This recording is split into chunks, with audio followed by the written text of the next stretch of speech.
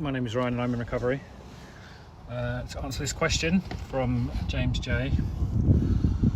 Bit off topic, but would love to hear your views on the current state of the dying clubbing / nightlife industry. Do you think it will get better or is it done? Yeah, it's a really interesting question. It's worth me saying that I haven't done much kind of club stuff in the UK since before COVID, because I was involved in like 8 venues in London leading up to COVID.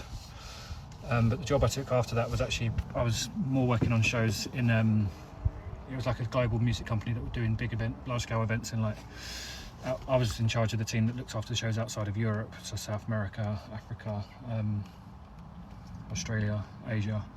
But it is something I keep kind of semi up to date on. I'm obviously not in the inner circle anymore, so I don't know the details, but yeah, it is really sad.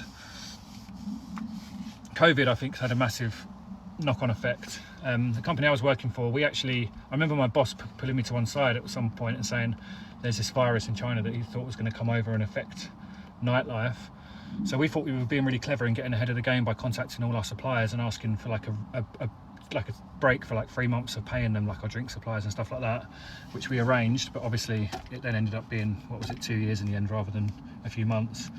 And I think what some people aren't aware of is that, you know, the government were coming out being like, oh yeah, we're doing like a culture relief, £3 million, blah, blah, blah. And there was furlough and stuff like that. But out of that £3 million, I think our venues, like one of our venues, got £2,000. And just to put that into context, the rent on the venue alone was coming to 15, like the costs of running the venue when it was closed were coming to like £15,000 a month. So to get £2,000 in 2 years, it didn't, such a size, it didn't make any difference. So it put a massive strain on the company, and I ended up getting made redundant along with about 80% of the staff.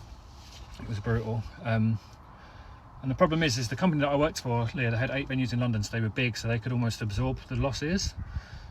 So many independent venues fell by the wayside, or have since been unable to properly recover and have since fallen by the wayside. And I think that's the saddest thing about what's happening at the moment, is the real kind of subculture, the grassroots, is just being killed off. Like, I started out in the music industry. I used to do my own parties, and then they kind of grew and got a reputation, and then from that I then got a job in the music industry proper. And like I say, my finger isn't on the pulse, but there's a lot less of them sort of DIY parties happening nowadays. All the big festivals and the nightclubs and all that are all run by venture capitalist money, like corporate money, and that ultimately isn't good for the culture. It's it's not as interesting, it's not creative. DJ fees have a lot to answer for. Like, I know DJs that have been playing for a year can sell about 200 tickets and are asking for 10 grand a show, and then they want exclusivity for 3 months around the show. And so it's just, the market's really saturated. All the kind of bigger events companies are just dominating the market, monopolising the market. Live Nation are buying up all the small festivals.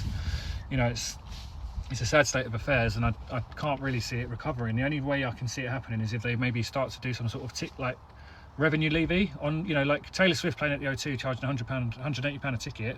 There should be a levy of that ticket money going towards the grassroots. There should be something to help support the emerging. Sorry, I'm on a golf course. I just double check I'm not holding anyone up. To support the kind of a more emerging scene, but I just can't see that happening because everyone at the top just wants as much money as possible. What might happen, and what tends to happen in these sort of situations, is you get there's kind of a pushback against the kind of corporateness of everything, and then you start to get a more interesting subculture come through. Tory government tends to spawn punk or some sort of anti-establishment scene, so maybe we'll start to see more of that. But I also just think as well that a lot less people are going out since COVID. People used to go out 2 nights a week, and I don't think they do anymore. I think they pick special occasions and they go out, so that obviously really hurts ticket sales. Young people, I think, drink a lot less alcohol, which hurts the bar revenues in these venues. There's just a whole myriad of reasons, and yeah, it's sad, but it remains to be seen where it will go from here. It's never going to die out. I just think it's going to take a different form, and maybe go back underground. We'll see.